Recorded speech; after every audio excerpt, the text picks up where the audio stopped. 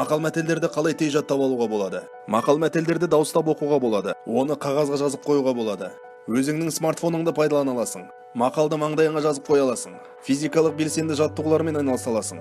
Досыңнан көмек сұрауға болады. Көпшігіңнің астына салып қоюға болады. Немесе біздің мектептегі менің өмірімдегі мақал мәтелдер жобасына қатыса аласың.